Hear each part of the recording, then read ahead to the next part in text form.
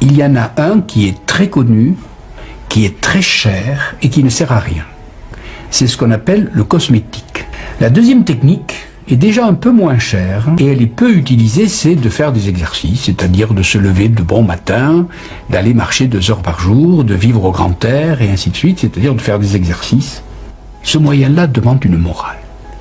Mais le troisième moyen de rester jeune, le troisième moyen est absolument gratuit et totalement inconnu.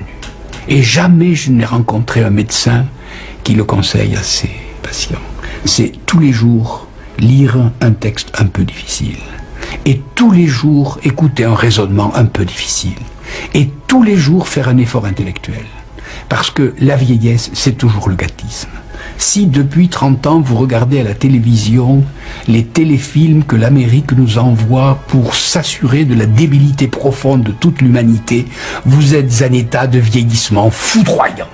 Et si au contraire, vous prenez un livre un peu difficile, que vous essayez de comprendre une seule page pendant 10 minutes, alors donc plus de téléfilms à la mode américaine, lisez donc des livres difficiles. Apprenez des choses difficiles.